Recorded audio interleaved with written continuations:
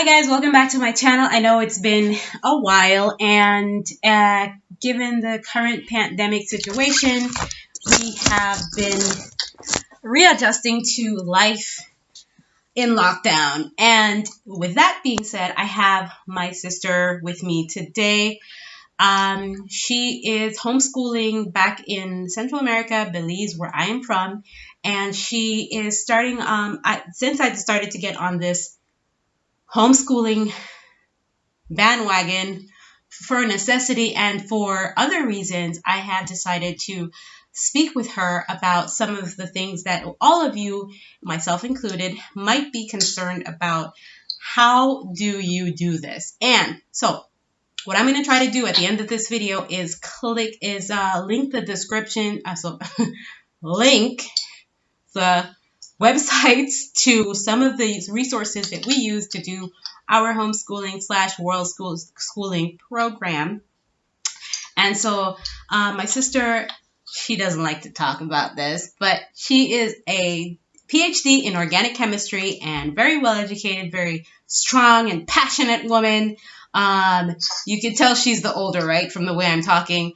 And so she has 3 boys between the ages of 14 and 10. Wow, 10. Okay.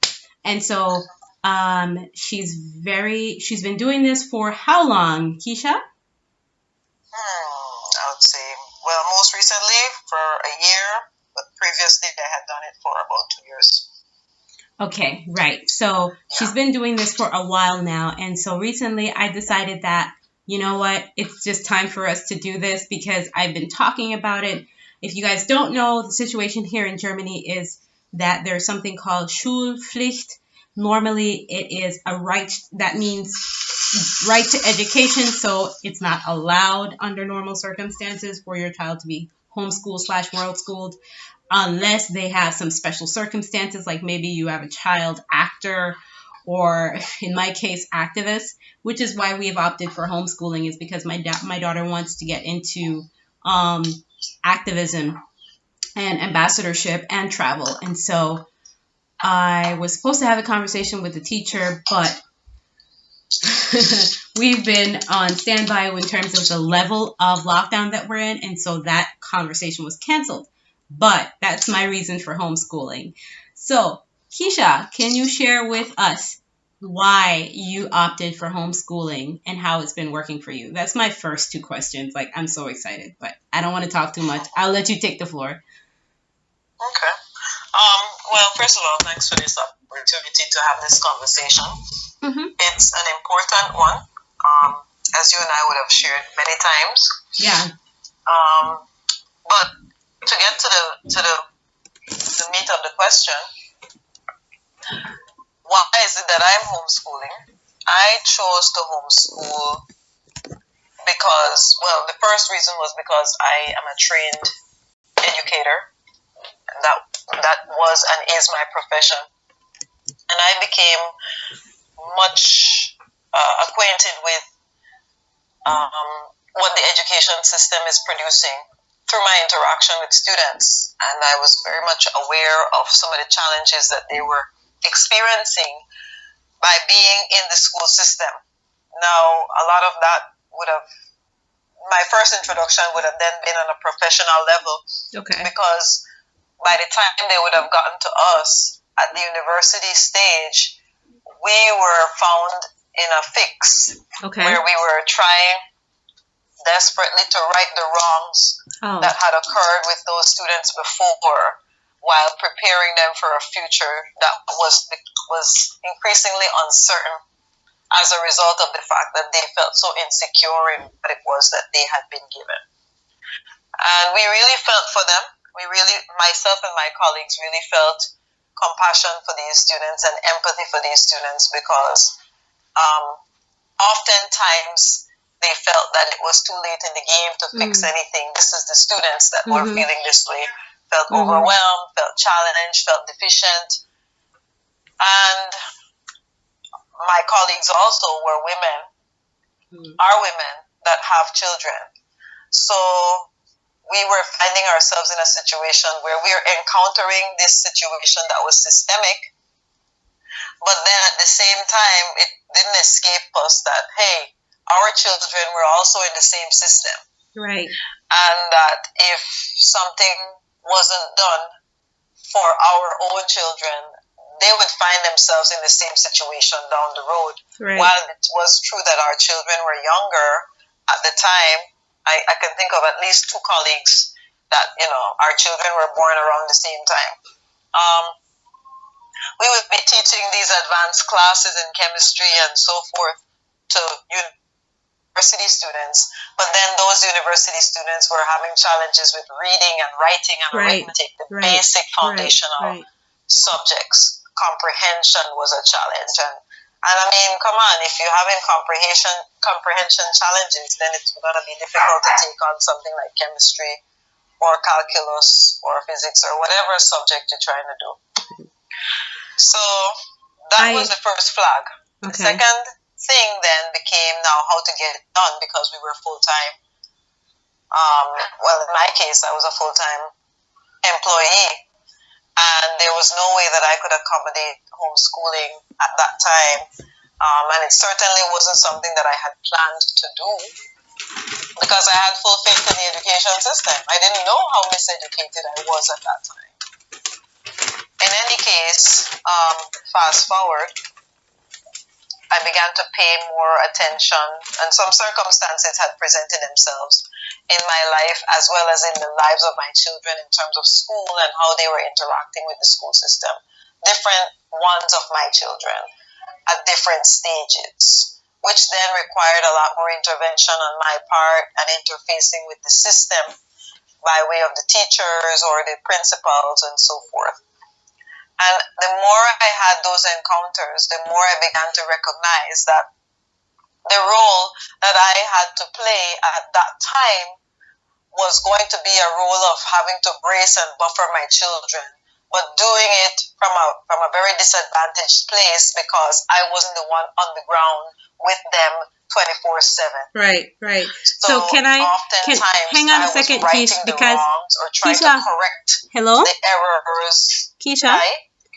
Yeah, I can hear you, but you're saying a lot, and I'm sure that you're blowing my viewers' minds right now by those two by those two main points, and I just want to capitalize a little bit on those two before you move on and speak to the first issue of the disservice or the disadvantage that kids end up from high school to university.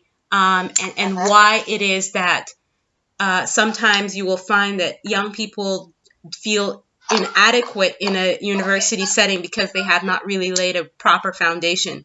And it really speaks to, I can speak at the high school level because I taught high school English Lit and history. And I experienced that a lot, where young people could not spell, they couldn't form sentences. A lot of young people in my classes spoke English as a second language. And so you have to do grade 1 work with high school students who are going to leave college or who leave high school not being able to actually do anything with the diploma that they have. And so when I spoke to parents, now you talk about the parents' involvement and not really being in a position to actually do anything. What are some of the things what are some of the things that you could advise parents to do for children if the parent is feeling themselves inadequate? Because a lot of the times you speak to the parents, and the parents themselves never finished high school either. And so they don't really know. They have to have faith in the high school system or in the educational system, because they themselves don't have the capacity to buffer that.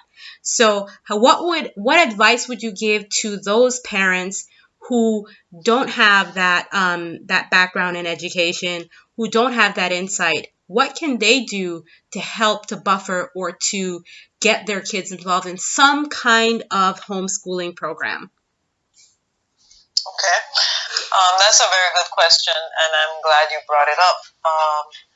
The first thing that has to happen with the parent, and notwithstanding the fact that education is important and formal education does have its merit, it's not the be all and end all of life. So I'm not trying to discredit the importance of formal education, but at the same time, I'm not going to elevate it in the way that it typically is elevated in a lot of contexts. Right.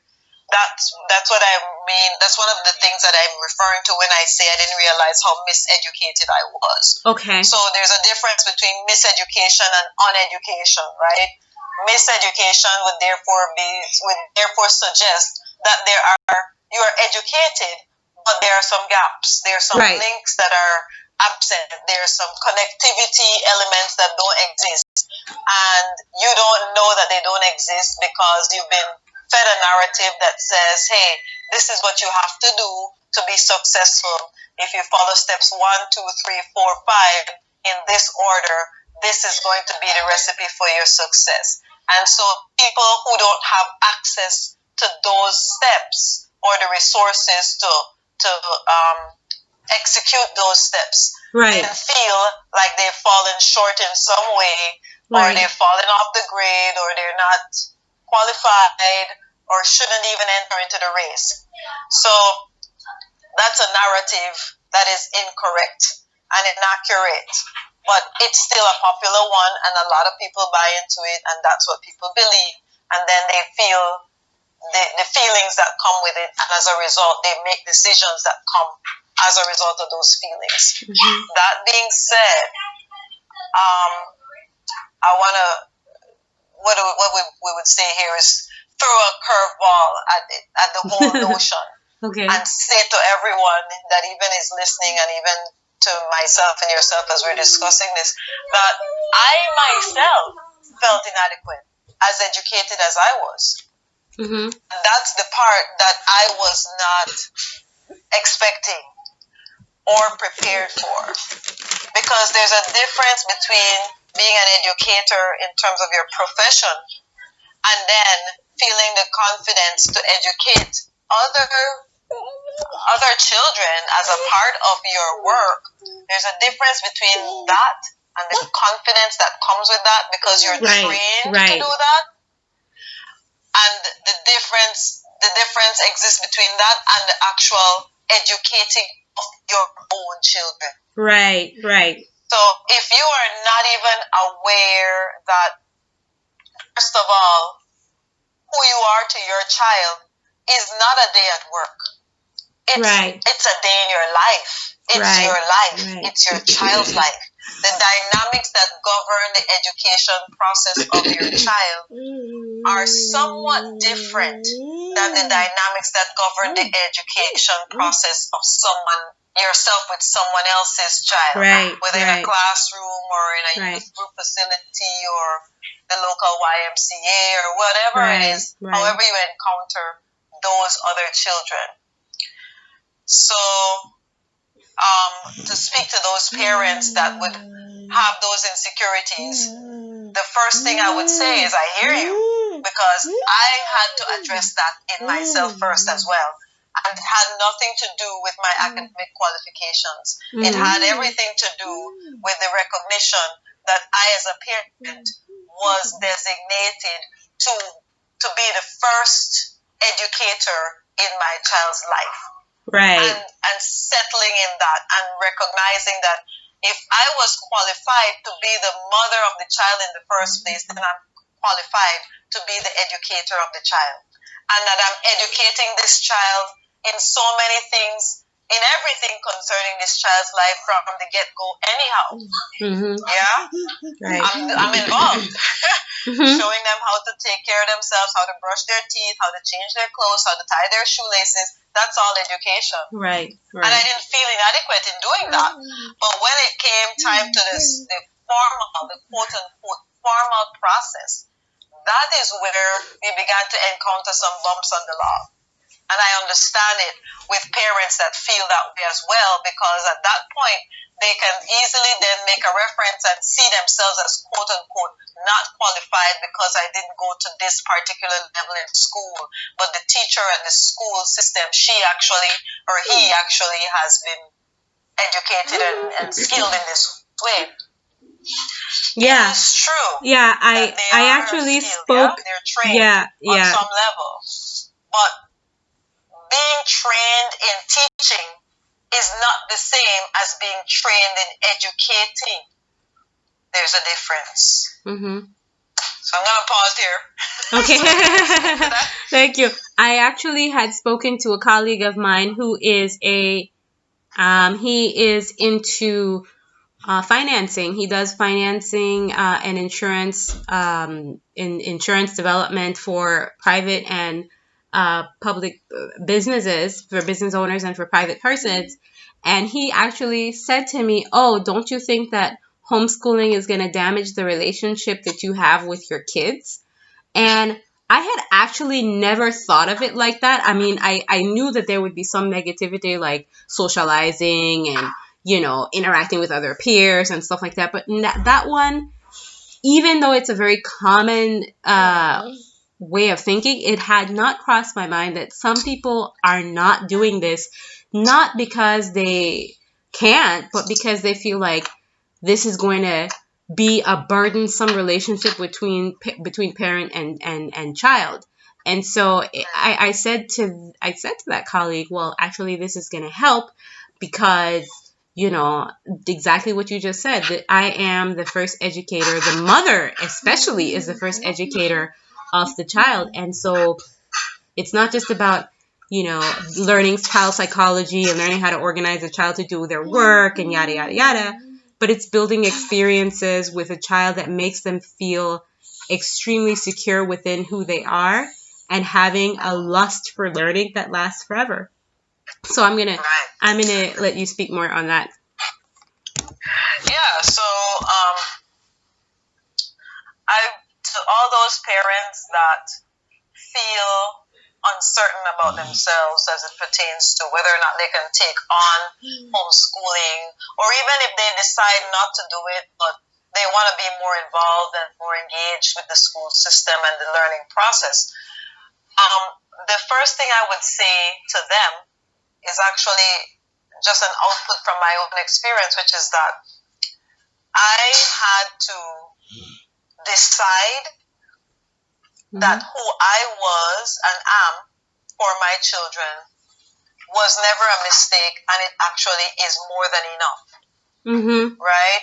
So as the mother, even though there are still things that I'm learning every day, and will always be things that I will learn for myself and for them, I am enough every single time.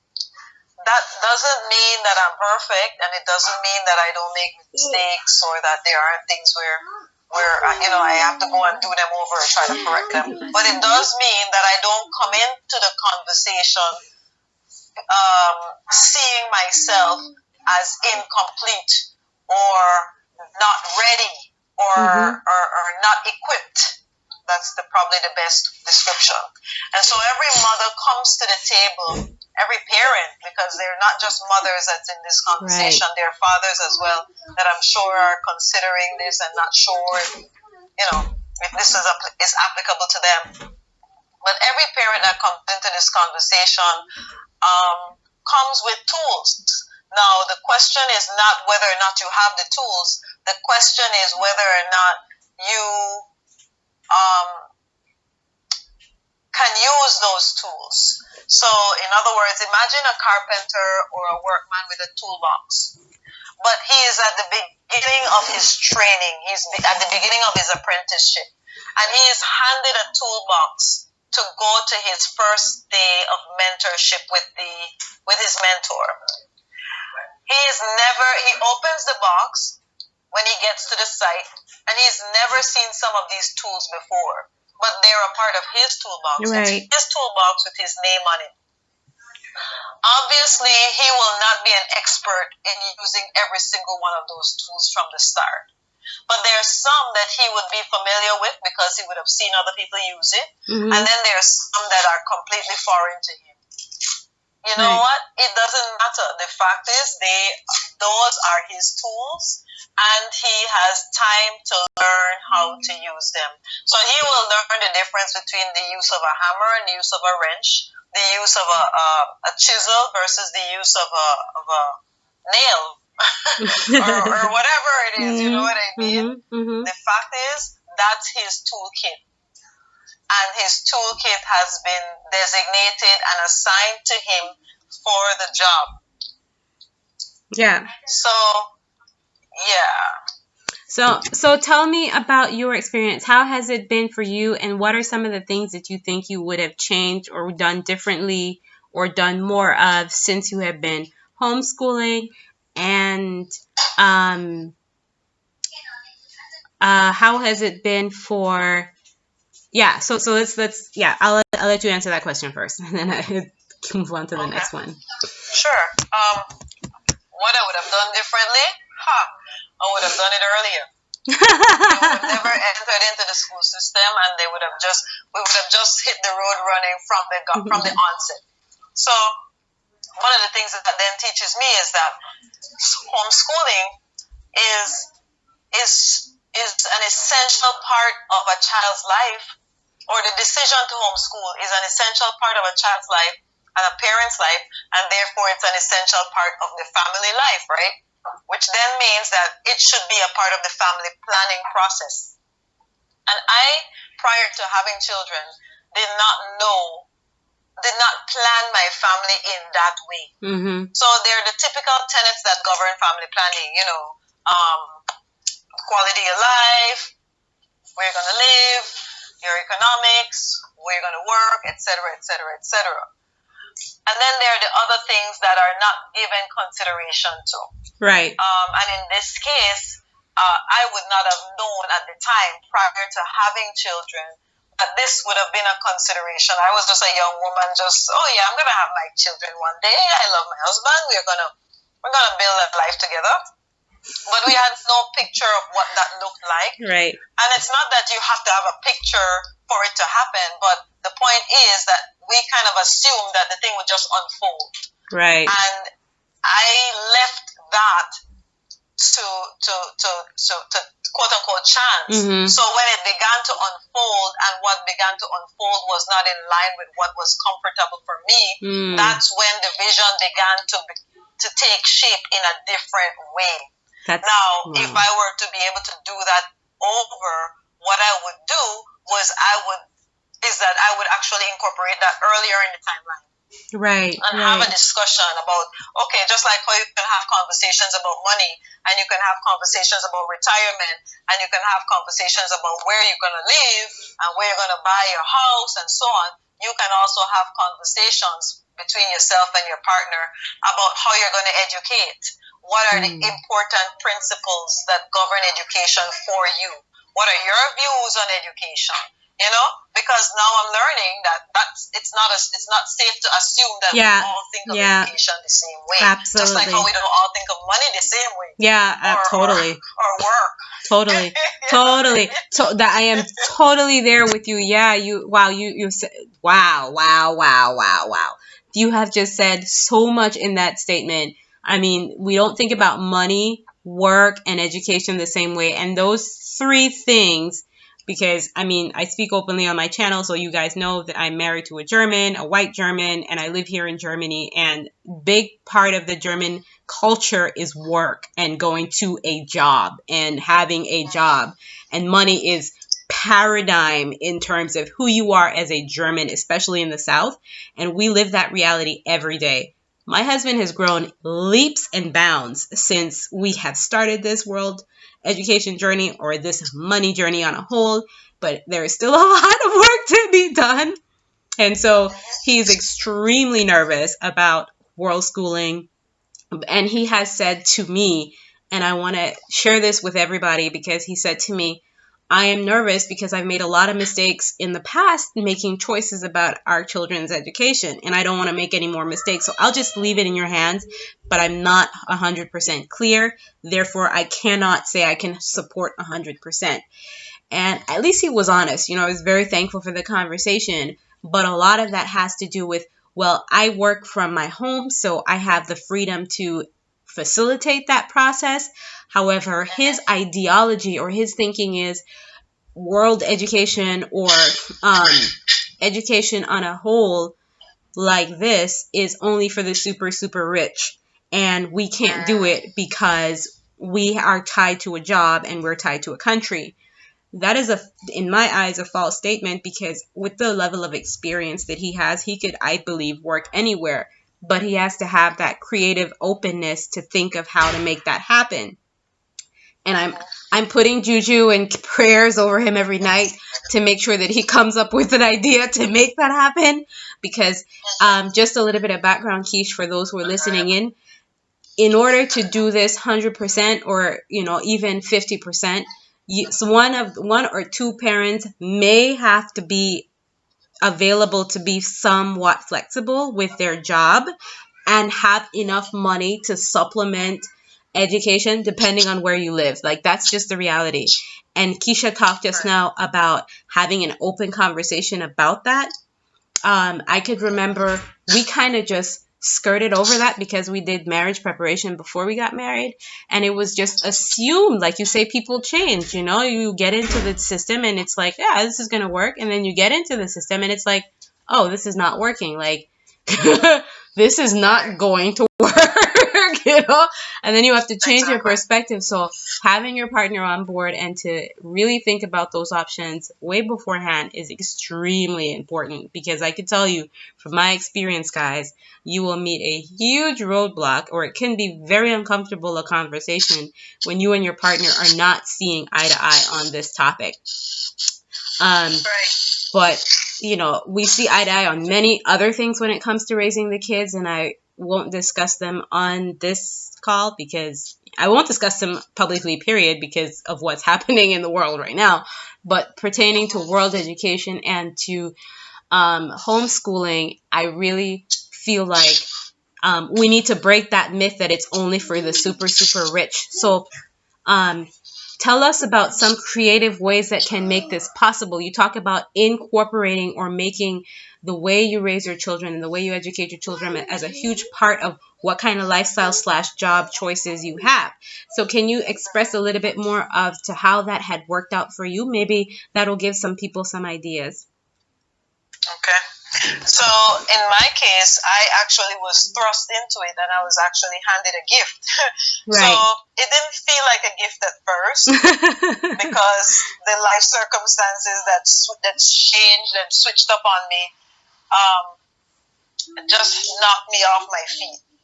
However, in being knocked off my feet, I had to reevaluate my life and the things that were important to my life, and those things that I had grown to consider pillars, right, of how I did life. And because those were the things that were knocked down. And as a result of that, I had to then reconfigure how I saw my whole way of living. So first of all, I had to leave my job, I had to leave my home, I had to leave my country where I was living at the time. Right. And I had to do it in a way that I did not necessarily plan previously. And so it meant that I had to address the economical aspect of my life. I had to address, we'll call it the family economics or home economics. I had to address the education, the education aspect of my life. And then I had to address the whole confidence and adequacy conversation. Okay. So, of course, the other things would fall into place if you're able to identify your top priority, right, your must-have, your non-negotiable. Then once those things are reconfigured or reformulated or formulated properly, then the other pieces will fall into place. So I couldn't address the economics first. I couldn't address the education first. I had to address the confidence in myself first. Right. That had to be settled internally, because the decisions that I made would come out of that, right? So whether I made scatterbrain decisions or whether I made sound decisions or wise decisions for myself, my children, my family, it would all come out of that inner settling with those issues that I had not looked at previously. So what I'm trying to say then, in short, is that prior to that life-changing experience for me, I did not have to confront that because I had a job, for example, right? I was an educator and I was educating children, well, teenage children, but children, and I was doing it for a living and I was getting paid. So I didn't have to confront the fact that I felt inadequate to educate my own children. That never came up. I was never forced to face that because the economics drove the decision to do what I was doing, how I was doing it. But when my circumstances changed, I didn't have that option anymore. And I was then forced to find an education process for my children. And in finding that education process, that meant that the educator would have to be me. But before I could sign up for the job, I had to settle the internal conflict. Not turmoil, but conflict. Right. Once I was able to settle that in terms of, girl, this is it. You're the one and you're going to be the one doing it. But you're going to be doing it different from how you were doing it before. Then is when I was ready to get to work. And once I got to work, once I was able to do that, then I was able to earn the confidence, not earn, but actually gain the confidence and the trust of my children. Right. Okay, today we're going to do school this way, and mommy is going to teach you. And they didn't know who I was actually. Yeah, wow. They had no idea. So they're like, so mom, how are we going to learn math? You know, who's going to teach us English? Who's going to teach us Spanish? Who's going to... And I'm like, what I don't know, we will find out. Right. But had I not settled that internally, I would have been like, I don't know. And that insecurity would have been propagated to them.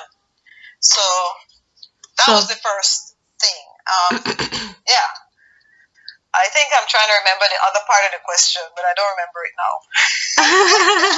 No, I think that you answered it in its totality in terms of saying that you first have to believe in yourself in order for it to work.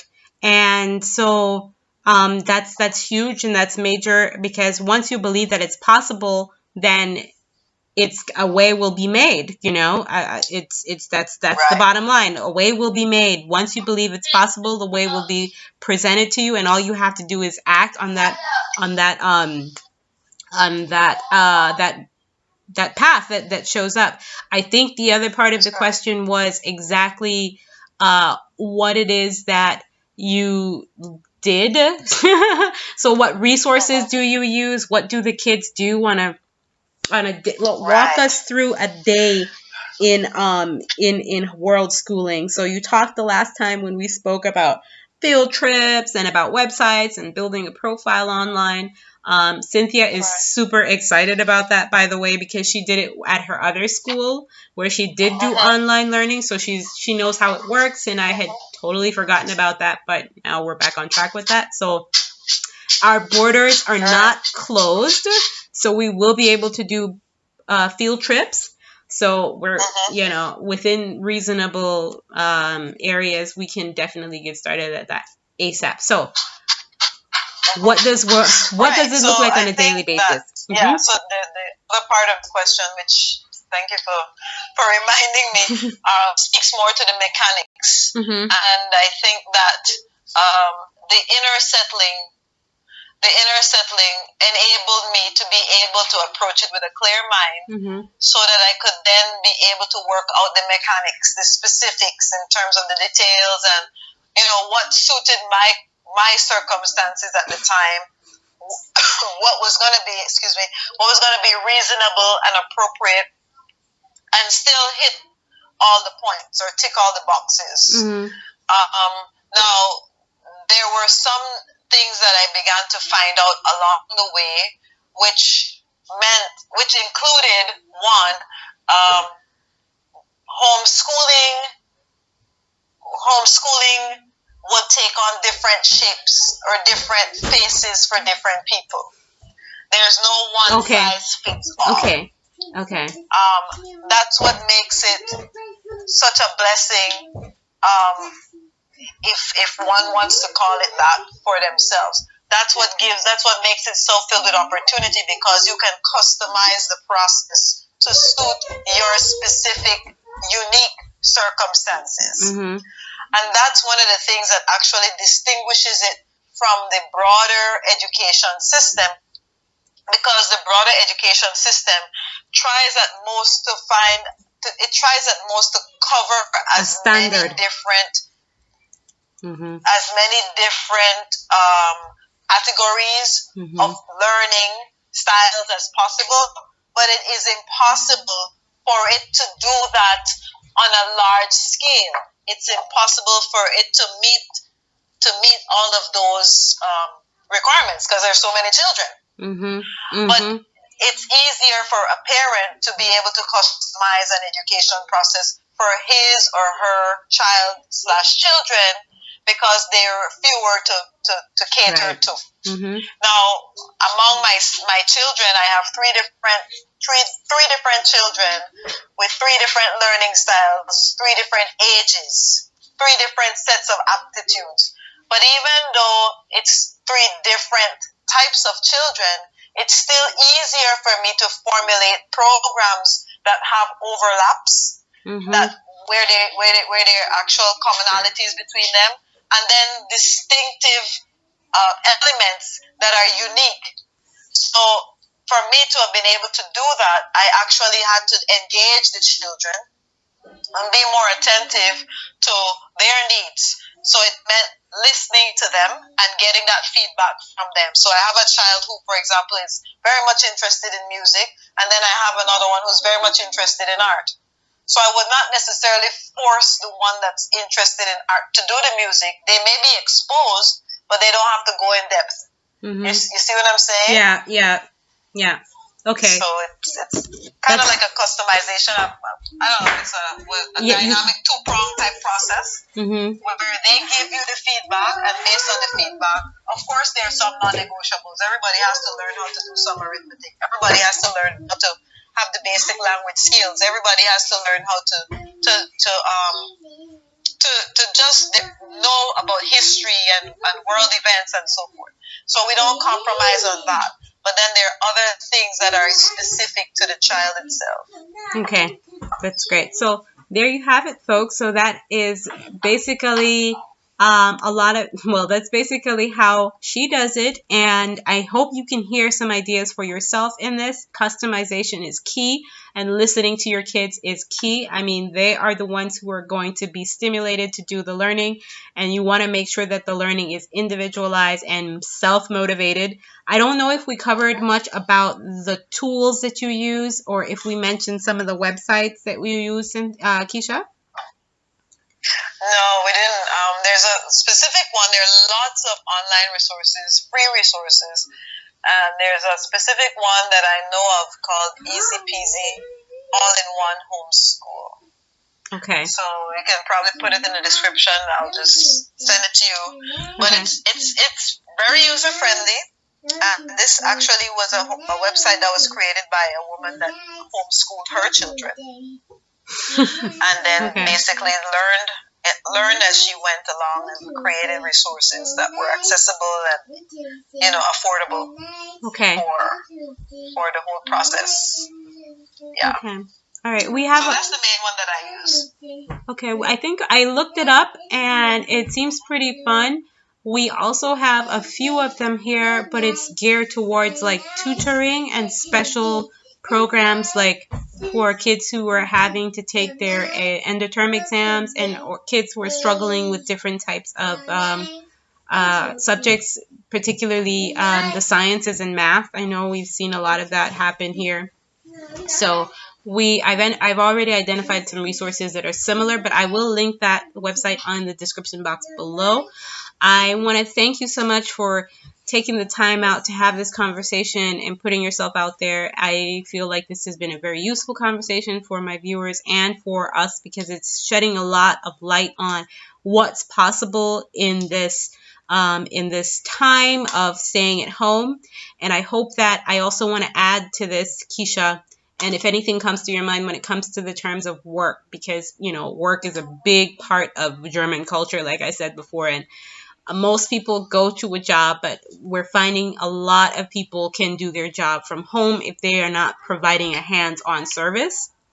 And so, like people who are in supervising positions or who are in the service industry can work from home. And so, you know, if we could just figure out how to make sure that we are doing this so that we can have our kids with us for the most part, especially for people who are entrepreneurs, this is a very, very, I think, a very good option.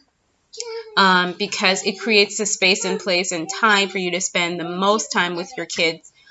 There's also a book, Keisha, I don't know if I've mentioned this book to you before. There is a Hungarian doctor who wrote a book called Hold On to Your Kids, Why Parents Should Matter More Than Pairs. I'm going to link it in the description box below because it speaks about this kind of thing from a broader perspective, which is the real pandemic, in my opinion, of children raising children by going to school, because there's so much emphasis being put on peer learning. And he talks about the disadvantages of peer learning and why the village is important and why, you know, adult supervision is important. So I'm going to link that in the description box below, you guys, so you can go check him out. His name is Dr. Gabe Dormate, and he is Canadian-based psychologist, child psychologist, I think. Anyways, he's a really great resource for all of us to have. So any final thoughts for us, Dr. Hilder? Just know that you guys can do it, and you are the best person to educate your child, and you don't have to do it alone. And if you feel that it's something that you're not ready to do yet, that's fine. But if you do feel like it's something that you want to do now, then just take baby steps. You know, start small, start simple, start basic, get to know your child in that way, and take it from there. But just know you can do it. Awesome. Thank you so much. I will be sending you the link to this video, Keisha, so you can check it out and share with your friends. Guys, I am out. Thank you so much for joining us, and I will see you again next time. Bye.